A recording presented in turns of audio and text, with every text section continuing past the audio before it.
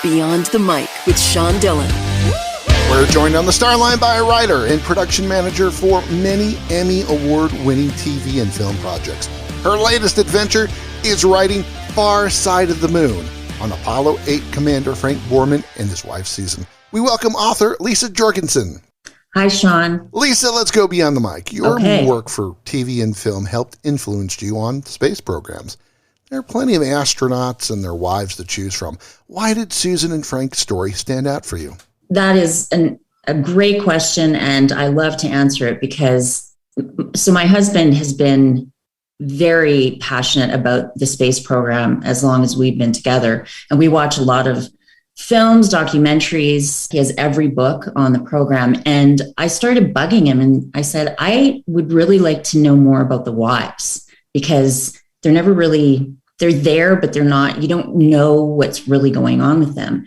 So I started doing some research with the books that he had, and there was something about, I read just a very small excerpt of Frank and Susan, and the author had given a backstory of Susan and kind of, the trauma that she went through as a young girl. There was something about her and the fact that she had always been represented in the things that I had seen as kind of a train wreck. And I just wasn't okay with that.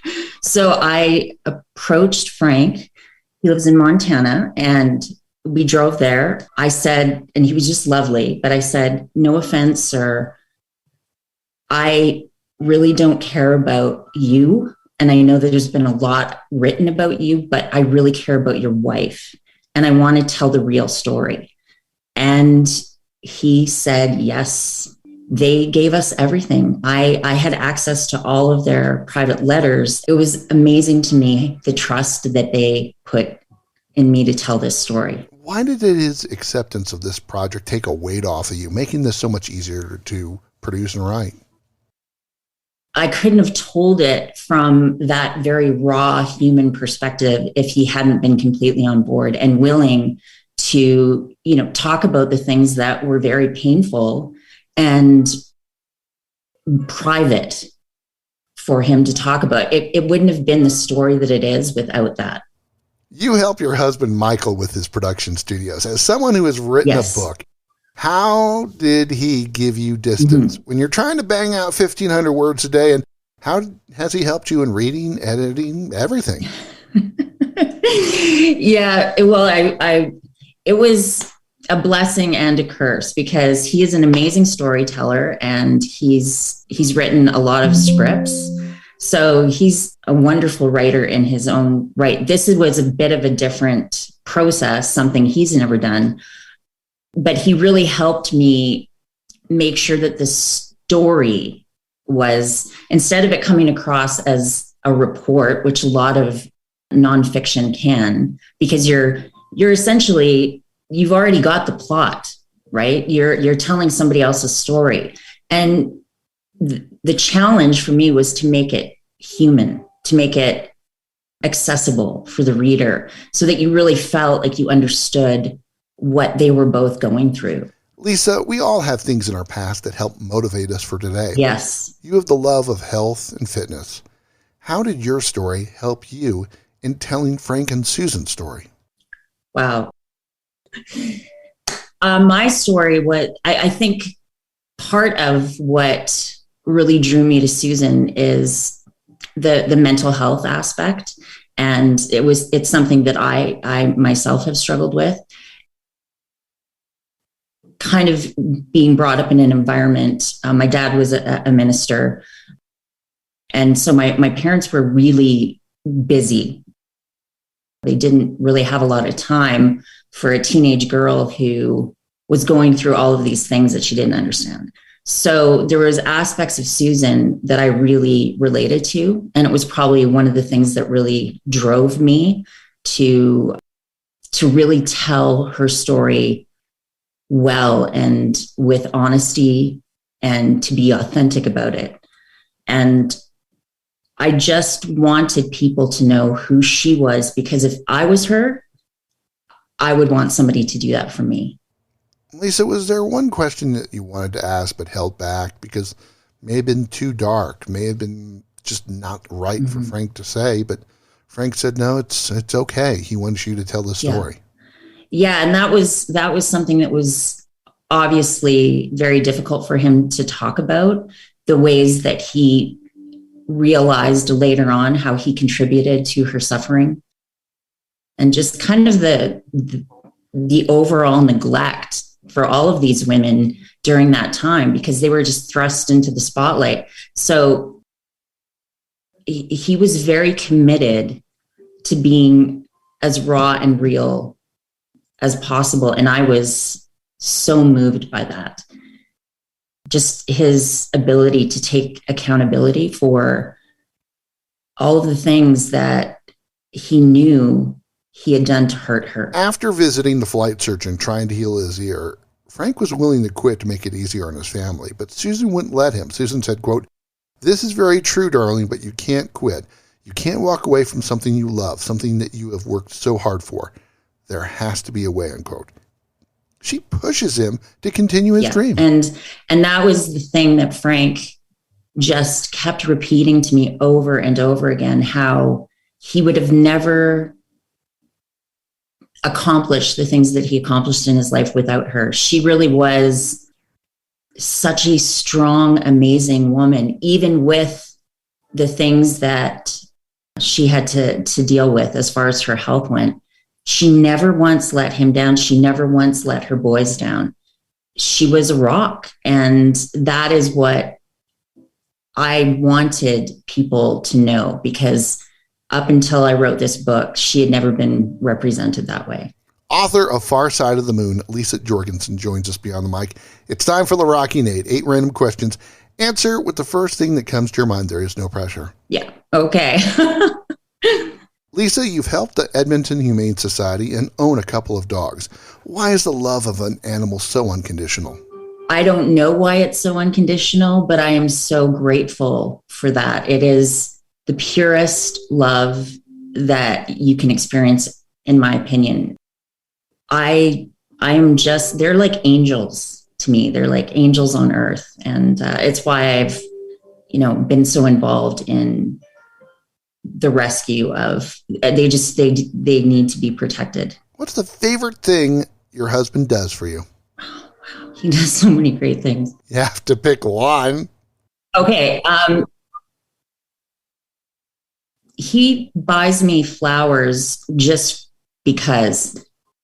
Never on the special occasions. We kind of have that thing, but he just shows up with flowers all the time just because he knows I love flowers.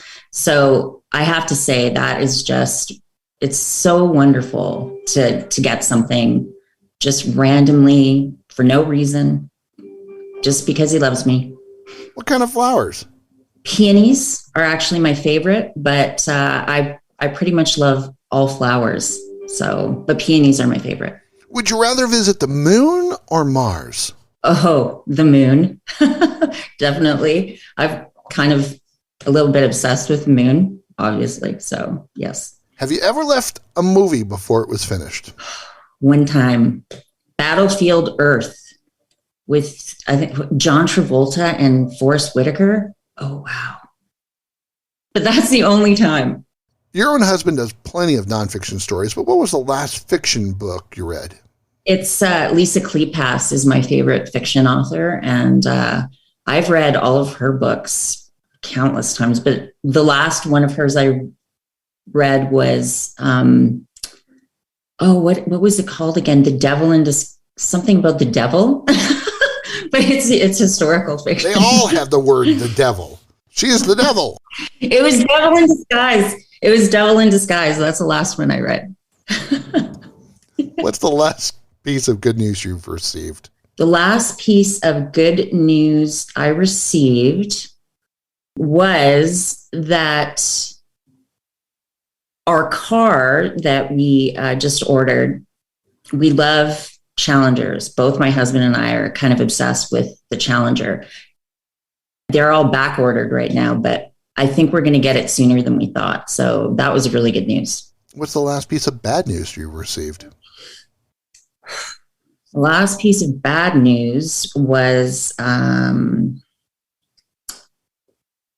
Oh, wow. It was probably a friend of mine that passed. She had cancer. And so she passed, and that was very sad. Liisa, after a hard day at work, what do you like to do? I love to cook. I find that very relaxing. So I'll turn music on, pour a glass of wine, and yeah, just putter around in the kitchen. So what's your favorite dish? I I'm really into Armenian food right now, and I'm not good at making it yet, but yeah, that's the flavors. And I love Moroccan as well. I love cooking the cinnamon and the cumin, and oh yeah. So I'm always kind of experimenting with different recipes. It's time for the back half with author of Far Side of the Moon, Liisa Jorgensen, beyond the mic. Liisa, how did your time traveling the world, helping others, help you to become a better writer? I think that it gives you an appreciation and compassion for what other people are going through, because I've been to places where I've seen suffering. I have a hard time watching what's even going on in Ukraine right now, because I've been to places like that, not necessarily that are in the middle of a war, but people are suffering, and I want to fix everything and you just can't. So you pour that feeling of helplessness, maybe wanting to make the world a better place, definitely has helped me become a better writer, and also being able to put myself in someone else's shoes. As you started the interview process and the background for writing this book, plenty of personal stories, some light and dark, came to the surface. Mm-hmm. How do you balance telling their story, Frank and Susan's, with telling the story that needed to be told?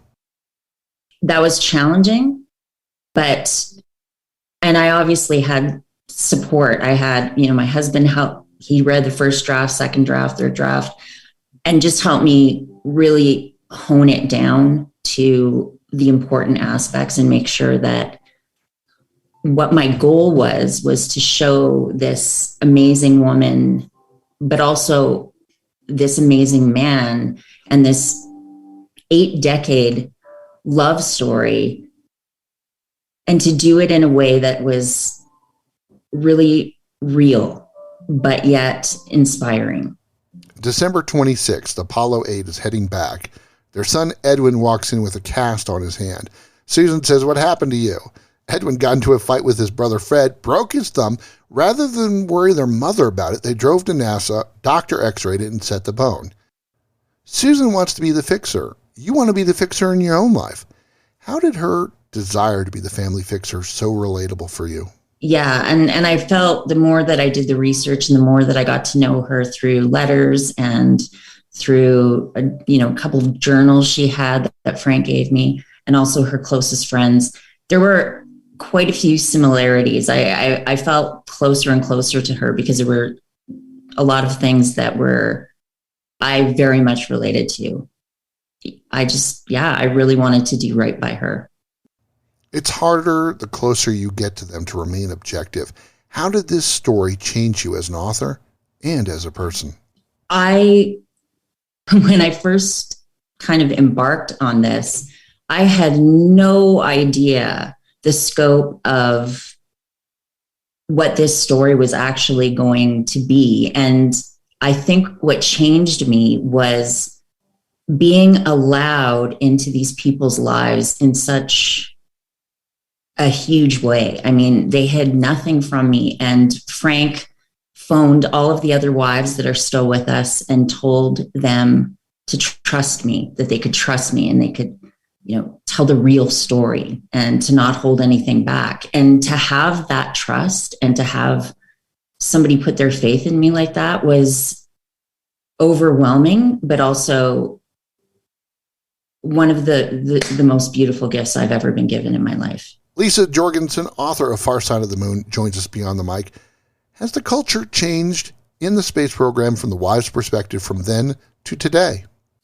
Yes. Oh, definitely. And I mean, things have definitely progressed. I mean, when Frank and Susan showed up, in the early 60s, NASA was just starting out. They were basically in chaos, and there was no place for the women to live. There was no place for, that kind of community that the military always had prior, that they were used to, right? They would show up on a base and there was just a pattern, but there was no pattern. And these women had to figure everything out on their own because their husbands were essentially gone. So it was really very tumultuous time, obviously, too, in the 60s, what was going on just with the war and Kennedy being assassinated, and then Martin Luther King and Bobby. There was just so much going on, and these women just had to figure it out, right? Oh, and by the way, there's TV cameras on your front lawn. Make sure you always dress perfectly, even though you have no money. So they were all, at the thrift store all the time and trying to always look perfect, even if they had to just go get groceries. So it was a lot of pressure. And that's just something I don't think they deal with now to that degree at all. So it's just a lot more controlled, whereas there was nobody that was kind of helping them navigate all of the craziness. They just had to figure it out. After reading her letters, after seeing the love and passion in their marriage, every writer leaves a little part of themselves in the writing. How did Susan touch your heart? She has touched my heart in so many ways, and so has Frank. And actually, my dog, the one I just got, was born on the day that my book came out. So I named her Susu, which is what Susan's grandkids called her. That was her nickname from, and then Frank named every one of his planes that he flew Susu 1, Susu 2, Susu 3, Susu 4. So she is a friend to me, even though we never really got to speak. I only spoke to her one time because of her Alzheimer's, but meeting her, seeing her eyes light up when I told her that I wanted to tell her real story, I always felt her with me when I was writing this book. Even though she's gone, her writing lives on. How does that make you feel? I'm really proud of that. I'm proud that I was able to do that for her. She deserves it. Everybody does. Like you said, everybody has a story. Everybody has pain and joy and challenges to overcome. And I think that when we can read, that's why story is so powerful to help us become better humans. Because when you read a story that you can relate to, you don't feel so alone in whatever it is that you're going through. So that is something that I'm really grateful that I was able to, I guess, leave behind when I'm gone. My legacy, if you will, of telling really good human stories about people who overcome immense challenges and inspire us. How did the pandemic shutdown help or hurt your writing? Yeah, it was really, I know everybody's got their own unique experiences, but I was still kind of in the writing phase. So I was so scope locked, and I'm pretty, when I decide that I'm doing this, then the world can blow up around me and I don't even notice, right? Like I have to get these 1,500 words a day done. And so I was still in that. And then when I finally came out of it, I started noticing, oh, I can't go anywhere now. So yeah, it was a help at the beginning because I really needed to finish. Obviously, it went on much longer than anybody expected, but the challenge, I think, was more about when the book was ready to be promoted, not being able to really do that, no in-person anything, right? So that was the challenge. It's time for a Beyond the Mic social media check from Liisa Jorgensen. You once wrote, quote, "If you've never lost your mind, then you've never followed your heart," unquote. How has this process of writing, researching, and promoting this project helped you lose and gain your mind? It is probably the most challenging thing I've ever taken on in my life. And obviously I put a lot of pressure on myself to make sure that I I got it right and that I told the story well. I definitely lost my mind some days, just doubting myself, right? And I thankfully had people that kind of talked me off that particular ledge. But in overcoming that and to push through when you're like, this is all crap. Like, what am I doing? I'm fooling myself that I can do this well. And you just push through that and you keep going and you keep going. And that has really helped me internally just build that muscle of you made a commitment, you're doing it. Full stop. It's time for one big question with author Liisa Jorgensen, author of Far Side of the Moon, Beyond the Mic. What's the one lesson you want to share with others? There's so many good ones, but I would say that being accountable for the ways that you've caused the people you love pain, being accountable for that and owning it doesn't make you weak. It makes you strong. And it, I think, brings us closer together when we can honestly say, I am so sorry I hurt you, or I'm so sorry I did this, to own it, then to do better and to not be afraid to say that you were wrong about something or that you did something that was very hurtful. That was just huge for me. And to talk to this man who literally is a rocket scientist to get that deep and personal about the ways that he caused his family pain was very moving. Liisa, where can people find you? I have a Facebook, Far Side of the Moon, Twitter, and Instagram. My website, farsideofthemoon.com, has everything on it, as well as photos that are not in the book of Frank and Susan throughout the years. There's a lot of information on there. And of course, all the ways that you can purchase the book is on my website as well. She loves being given random peonies, would love to visit the moon, and cooking Moroccan food, but she's not good at it yet. Her book, Far Side of the Moon, is available now. We thank author Liisa Jorgensen for taking the time to talk with us today. Thank you so much, Sean. This was great. And that, my friends, is Beyond the Mic.